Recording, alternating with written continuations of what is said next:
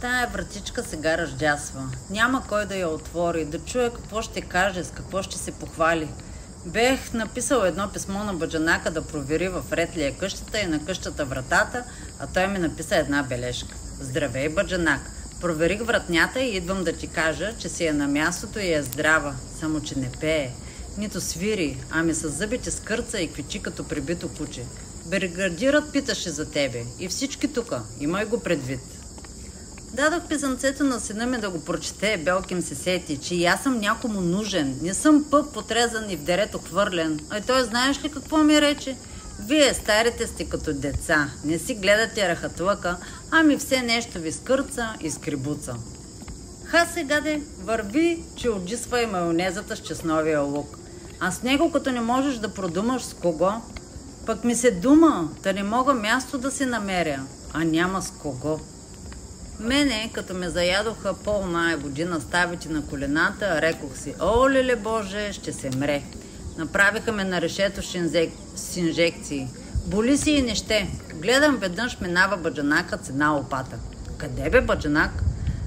Дало ми е теки зесето една левада. Ще вървя, казва, да я подравня, че да има сено за овцете. Хайде с мене. Куцук, кочидох с него. Подравнявахме ливадата, сякохме храсти и до вечерта всичко мина и замина, като че някой с ръчица махна тая болка и я зарови в земята.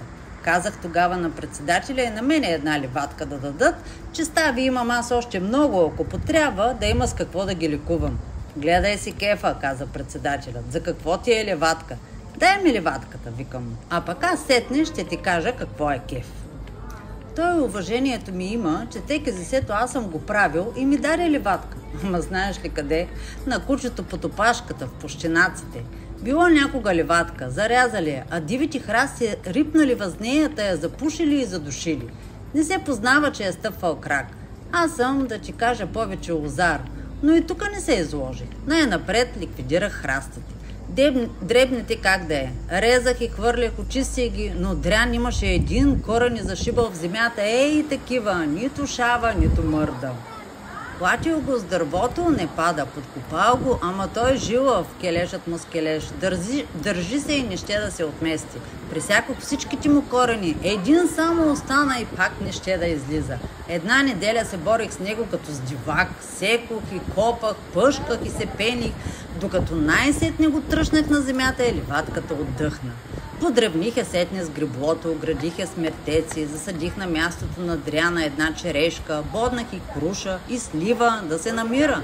Пренесох от плевнята детелиново семе, я засадих, напоих я и я оставих да се развива. На Костадинов ден отиваме с баджанака да косим и какво да видим. Цъфнали уния детелини, нашарени с мак, зачервили си уния мити череши, бръмнали уния благи миризми, та събрали всичко в гората, дето е крилато, мед да пие. Баджо вика, хайде да косим, долу косата, изкомандвах. Тая левадка няма да се окосява. Нека да пият бръмбарите и да благославят Гачо. Вечерта казвам на председателя, ако искаш, председателю, да разбереш какво е кеф, хайде утре на ливадката. Нави се той, отидохме. Ето ти, председателю, кеф. Добре, Кай, ама да имаш под чучура една дамаджана гъмза, да разглобиме на тая детелина едно чеверме, да захвърчат кокалите на опеченото шиле въз небето, тогава да ти стане ясно какво е кеф. Добре, че имам сланина.